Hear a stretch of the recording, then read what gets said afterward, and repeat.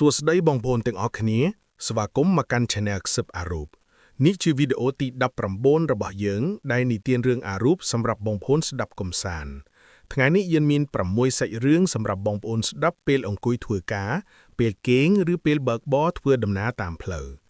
បើមានចំណុចខុសឆ្គងត្រង់កន្លែងណាបងប្អូនអាចបញ្ចេញមតិខាងក្រោមបាន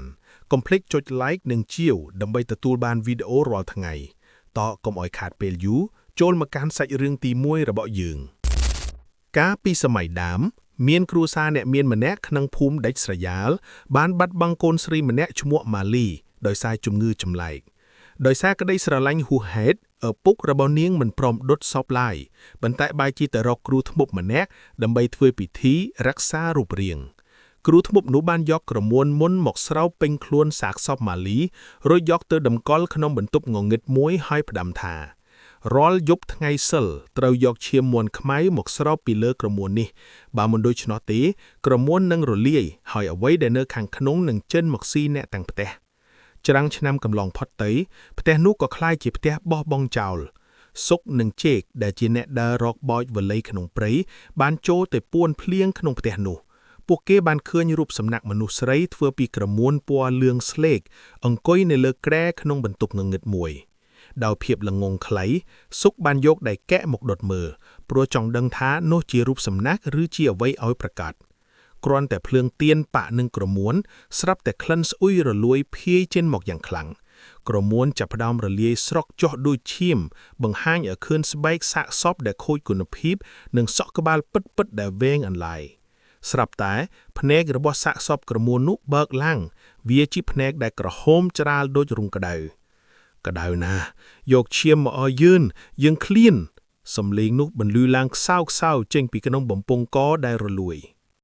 សុកនិងជេកព្យាយាមរត់ចេញពីផ្ទះប៉ុន្តែទ្វារផ្ទះឈើដែលធ្លាប់តែចាក់ទ្រុឌទ្រោមស្រាប់តែប្រែជារឹងដូចដែកសាកសពម៉ាលីដែលរលាយក្រមួនអស់ពាក់កណ្ដាលបានលូនចុះពីលើគ្រែក្នុងសភាពបាក់ដៃបាក់ជើងនាងប្រោសសក់ដ៏វែងរបស់នាងលូកមកពាត់កសុករួចទាញបោកទៅនឹងជញ្ជាំងផ្ទះ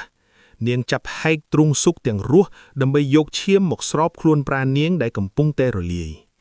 ជេតឃើញសកម្មភាពដ៏រន្ធត់នោះក៏ភ័យដល់ថ្នាក់បាត់បង់ស្មារតីគេឃើញសាកសពក្រមួននោះកំពុងតែយកសាច់ស្រស់ស្រក់របស់មិត្តភក្តិគេមកបិទលើមុខនាងដើម្បីជំនួសក្រមួនដែលរលាយព្រឹកឡើងអ្នកភូមិបានចូលទៅពិនិត្យមើលក្នុងផ្ទះនោះបន្ទាប់ពីឮសំឡេងស្រែកពួកគេមិនឃើញសាកសពម៉ាលីឡើយប៉ុន្តែពួកគេឃើញរូបសំណាកក្រមួនទីជំនួសវិញរូបសំណាកទី1គឺជារូបម៉ាលីដែលស្អាតជាងមុនខណៈរូបសំណាកទី2គឺជារូបបុរសម្នាក់គឺសុកដែលញៀនទុកមុខភ័យរន្ធត់បំផុតហើយមានក្រមួនស្រោបជិតឈឹងគេនិយាយថាអ្នកណាដែលហ៊ានចូលទៅក្នុងផ្ទះនោះនឹងត្រូវសាកសពក្រមួនតាមដានជានិច្ចបើអ្នកធំក្លិនក្រមួនហុយចេញពីកន្លែងងងឹតណាមួយចូលរត់ឲ្យលឿនព្រោះម៉ាលីកំពុងតែត្រូវការក្រមួនរស់មកស្រោបខ្លួនប្រាណនាងបន្ថែមទៀតហើយចូលមកកាន់សាច់រឿងទី2របស់យើងកាលពីសម័យបុរាណមានមន្ត្រីធំម្នាក់ចង់សាងសង់ភូមិគូរេសឈើដ៏ធំសម្បើមមួយដើម្បីបង្ហាញអំពីអំណាចរបស់ខ្លួនដើម្បីឲ្យផ្ទះនេះមានឫទ្ធិបារមីនិងគ្មានចៅព្រៃណាហ៊ានចូលគាត់បានជួលគ្រូអាគមផ្លូវងងឹតម្នាក់មកធ្វើពិធីបញ្ចុះបឋមសិលាគ្រូអាគមនោះបានបង្គាប់ថាត្រូវតែរកស្ត្រីមានផ្ទៃពោះដែលកើតចំថ្ងៃសិលត្រូវមកធ្វើជាម៉ាំឬវិញ្ញាណយាមផ្ទះទេផ្ទះនេះរឹងមាំមិនចេះរលំដោយភាពខូខៃពួកគេបានចាប់យកនាងនួនដែលជាស្រីបម្រើកំពុងពោះធំជិតគ្រប់ខែមកចងរឹតបិទមាត់រួចរុញទម្លាក់ចូលទៅក្នុងរណ្ដៅសទ្រុងឬសសរកណ្ដាលផ្ទះទាំងរស់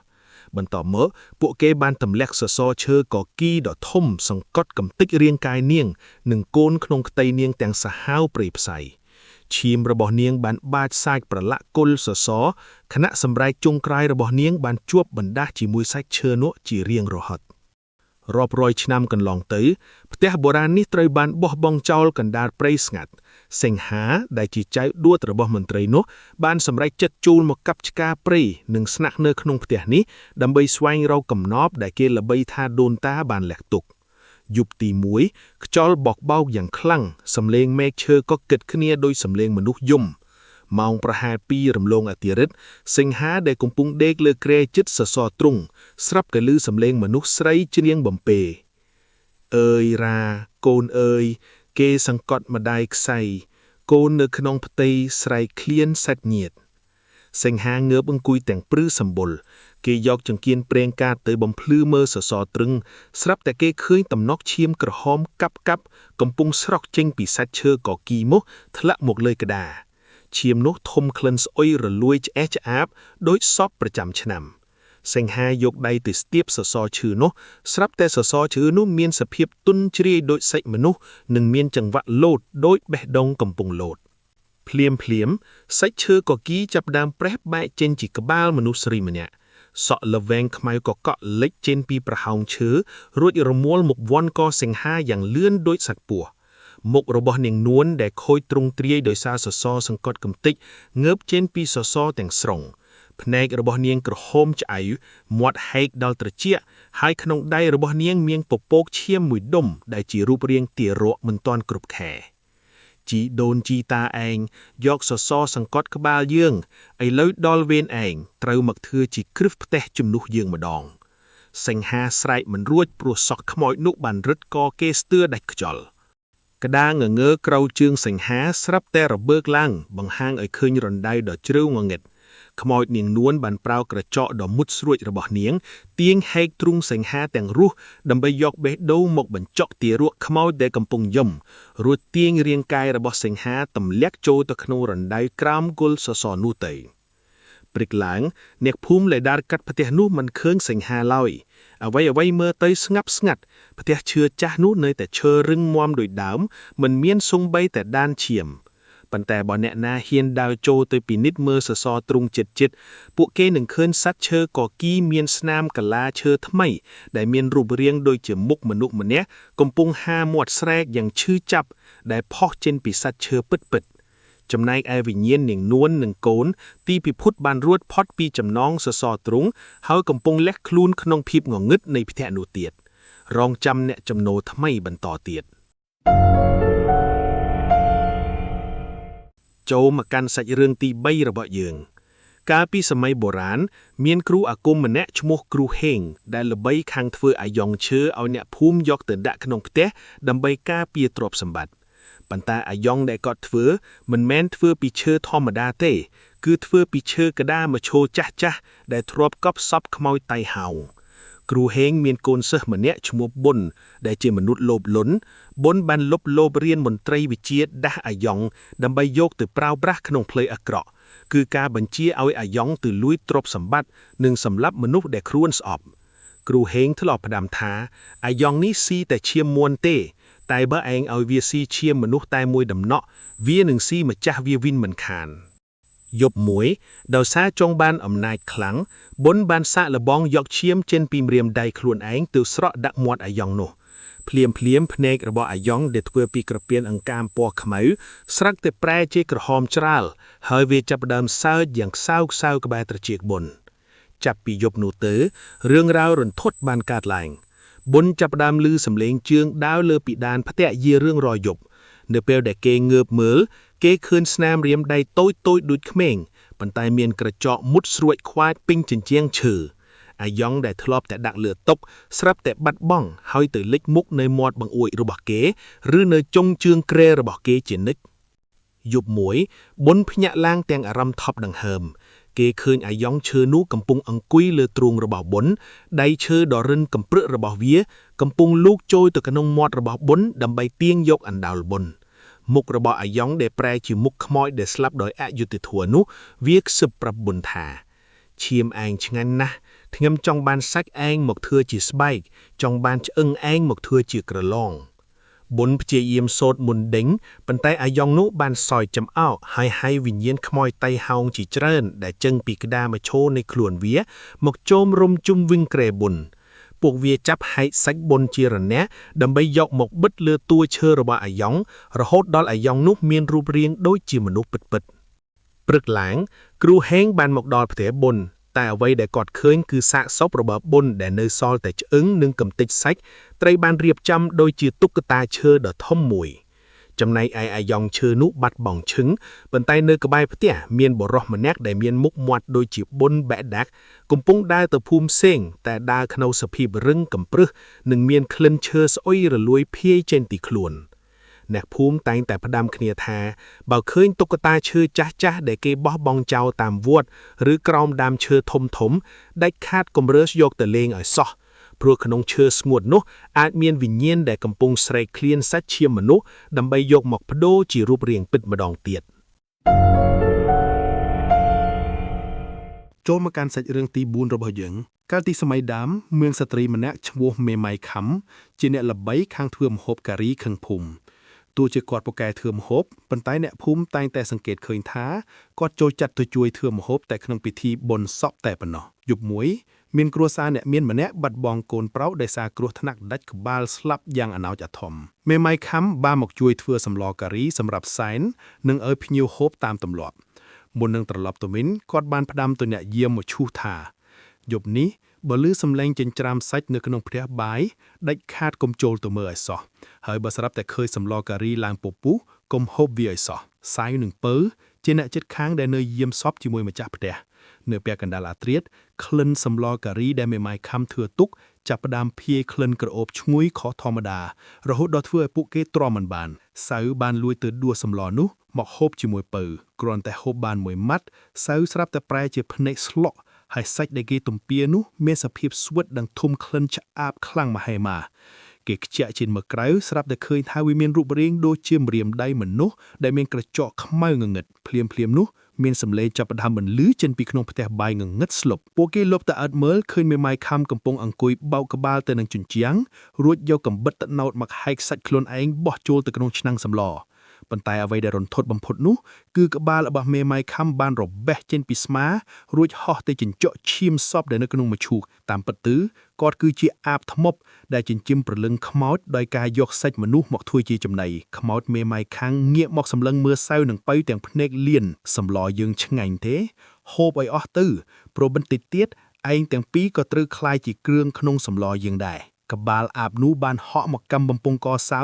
រួចបឺតយកឈាមទាំងរស់ពៅភ័យដល់ថ្នាក់ដួលបោកក្បាលនឹងចិនដាខណៈដែលដៃជើងរបស់សាកសពក្នុងមឈូសបានលូកចេញមកទាញជើងគេចូលទៅក្នុងភាពងងឹតព្រឹកឡើងអ្នកភូមិត្រឡប់មកវិញឃើញសៅនឹងពៅដេកស្លាប់ក្នុងសភាពបាត់បង់គ្រឿងក្នុងអកពីខ្លួនចំណែកឯមេម៉ាយខំបានបាត់ខ្លួនឈឹងមិនដឹងទៅទីណាឡើយប៉ុន្តែនៅក្នុងឆ្នាំងសម្លការីដែលនៅសល់គេរកឃើញក្បាលមនុស្សម្នាក់កំពុងញញឹមយ៉ាងរន្ធត់នៅបាតឆ្នាំងអ្នកភូមិតែងតែផ្ដាំគ្នាថាបើទៅបុណ្យសពហើយធំក្លិនការីក្រអូបខុសធម្មតាដាច់ខាតកំហូបអីសោះបើមិនចង់ឲ្យម្ចាស់សម្លតាមទៅយកជីវិតដល់ផ្ទះឡើយចូលមកកាន់សាច់រឿងទី5របស់យើងកាលពីសម័យមុនមានបុរសម្នាក់ឈ្មោះមណោបានសាងសង់ផ្ទះឈើថ្មីមួយនៅជាប់មាត់អូដាច់ស្រយាលពីភូមិផ្ទះនេះធ្វើពីឈើដែលគេទិញពីគ្រួសារមួយដែលទើបតែមានមនុស្សស្លាប់តៃហៅមណោមិនបានធ្វើពិធីសុំម្ចាស់ទឹកម្ចាស់ដីឬសូត្រមន្តលើករាសីឡើយគេគ្រាន់តែលើកផ្ទះរួចក៏ចូលទៅស្នាក់នៅទាំងយប់តែម្ដងមុននឹងចូលគេងតែជានដែលជាអ្នកជិតខាងបានផ្ដាំមណោថាយប់នេះបើឮសំឡេងខ្វាយជញ្ជាំងពីខាងក្រៅដាច់ខាតកុំងាកមើលទៅតាមប្រហោងឈើអីសោះហើយបើស្រាប់តែឃើញចិនត្រាំចិនចាប់មើលពីក្រៅខ្នងគ្រងឯនៅសោះនៅម៉ោងប្រហែល1រំលងអាត្រៀតខណៈពេលដែលមណោកំពុងដេកលក់គេស្រាប់តែឮសំឡេងដូចជាមាននរណាម្នាក់យកក្រចកមុតមកខ្វាយជញ្ជាំងផ្ទះឈើរបស់គេជុំវិញទិសមណោភ្ញាក់ព្រឺតគេមានអារម្មណ៍ថាធុំក្លិនស្អៅរលួយភាយចេញពីចន្លោះក្តារជញ្ជាំងដោយភាពចង់ដឹងមណោបានលុបទៅយឹតជញ្ជាំងរួចផ្អឹបភ្នែកមើលតាមប្រហោងឈើទូតមួយអ្វីដែលគេឃើញនៅម្ខាងទៀតនៃជញ្ជាំងមិនមែនជាមនុស្សទេប៉ុន្តែគឺជាភ្នែកមួយធំពណ៌ឈាមដែលកំពុងសម្លឹងមើលគេតាមប្រហោងឈើនោះដែរមណោដកថយក្រោយទាំងតក់ស្លុតប៉ុន្តែភ្នែកនោះមិនបាត់ទៅណាទេវានៅតែវើវល់តាមប្រហោងឈើគ្រប់កន្លែងជុំវិញផ្ទះមណោរត់ទៅអង្គុយនៅមុខតុសំអាងរួចឆ្លុះកញ្ចក់ទាំងញ័រខ្លួនស្រាប់តែក្នុងកញ្ចក់គេមិនឃើញរូបរាងខ្លួនឯងទេគេឃើញស្ត្រីម្នាក់សក់វែងអន្លាយកំពុងឈរពីក្រោយខ្នងគេហើយដៃរបស់នាងដែលសល់តែឆ្អឹងកំពុងតែដេរមាត់ខ្លួនឯងយឺតដោយសរសៃអំបោះខ្មែរឯងចង់មើលយឿនមែនទេមើលឲ្យច្បាស់ទៅ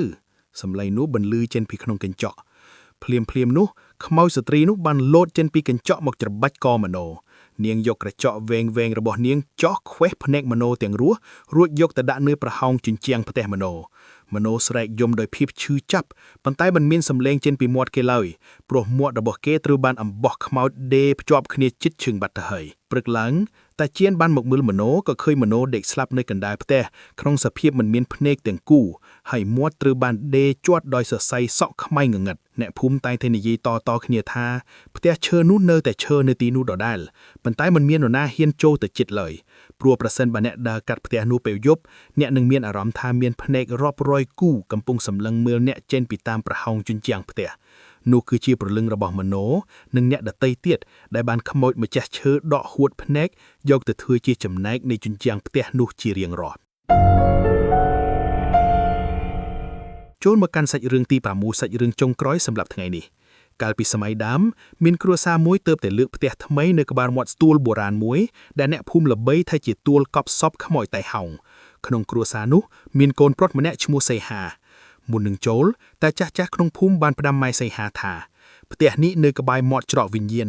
យប់ឡើងបើឮសំឡេងនរណាហៅឈ្មោះដាច់ខាតកុំឆ្លើយតបហើយកុំងាស់មើលទៅក្រោយបើមិនទាន់ឃើញមុខមនុស្សច្បាស់ឡើយយប់ដំបូងបរិយាកាសស្ងាត់ជ្រងំមានតែសំឡេងសត្វទីទួយយំល្វើយសីហាអង្គុយនៅមាត់បង្អោងជក់បារីស្លឹកកកោះស្រាប់តែមានខ្យល់បក់មកត្រជាក់ស្រេបដល់ឆាំងខ្នងស្រាប់តែមានសំឡេងខ្សិបតិចចេញពីក្រោមជណ្ដើរផ្ទះសីហាចុះមកជួយម៉ែបន្តិចកូនម៉ែដួលនៅក្រោមជណ្ដើរសីហាស្គាល់ច្បាស់ណាស់វាគឺជាសំឡេងរបស់ម៉ែគេរៀបនឹងដាវចុះទៅហើយប៉ុន្តែគេស្រាប់តែក្រឡេកមើលឃើញម៉ែរបស់គេកំពុងដេកលក់យ៉ាងស្កប់ស្កល់នៅលើគ្រែក្នុងផ្ទះនៅឡើយសីហាភ័យញ័រពេញខ្លួនគេបិទបង្អោងជិតឈឹងប៉ុន្តែសំឡេងនោះមិនបាត់ឡើយវាចាប់ផ្ដើមបន្លឺនៅជុំវិញផ្ទះម្ដងជាសំឡេងម៉ែម្ដងជាសំឡេងពុកម្ដងជាសំឡេងមិត្តហាំងសីហា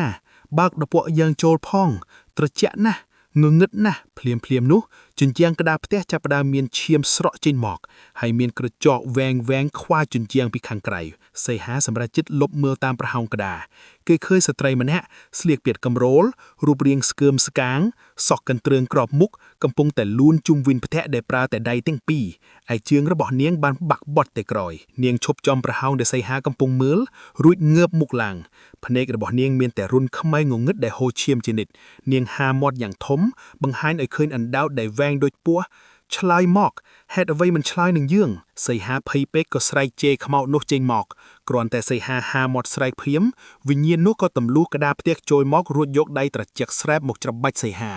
នាងមិនសម្លាប់ភ្លាមទេតែនាងចាប់ដើមដកអណ្ដោតសីហាចេញមកក្រៅដើម្បីយកមកធ្វើជាអណ្ដោតរបស់នាងដើម្បីឲ្យនាងអាចក្លែងសម្លេងហៅមនុស្សដទៃទៀតបានកាន់តែដូចព្រឹកឡើងម៉ែសីហាភ្ញាក់មកឃើញសីហាអង្គុយនៅមាត់បង្អោងគាត់ហៅសីហាប៉ុន្តែសីហាមិនឆ្លើយគេគ្រាន់តែងាកមកញញឹមយ៉ាងចម្លែកនៅពេលដែលសីហាហាមាត់និយាយសំឡេងដែលចេញមកមិនមែនជាសំឡេងសីហាទេប៉ុន្តែគឺជាសំឡេងរបស់មនុស្សជាច្រើនដែលបានស្លាប់ទៅហើយលាយឡំគ្នាគួរឲ្យរន្ធត់អ្នកភូមិលែងហ៊ានដើរកាត់ផ្ទះនោះពេលយប់ទៀតហើយព្រោះរៀងរាល់ពេលមានអ្នកដើរកាត់ពួកគេតែងតែឮសំឡេងសីហាហៅពីខនភាពងងឹតថាមកលេងជាមួយខ្ញុំមកនៅទីនេះសប្បាយណាស់ប៉ុន្តែបើឯងឆ្លើយតបឯងនឹងក្លាយជាម្ចាស់សម្លេងបន្ទាប់ដែលខ្មោចនោះលាបត្របាក់សាច់រឿងរបស់យើងថ្ងៃនេះមានតែប៉ុណ្ណឹងសម្រាប់ថ្ងៃនេះអរគុណដល់បងប្អូនដែលបានតាមដានស្ដាប់ពីដើមរហូតដល់ចប់ជួបគ្នានៅវីដេអូថ្ងៃស្អែកសូមអរគុណសូមជម្រាបលា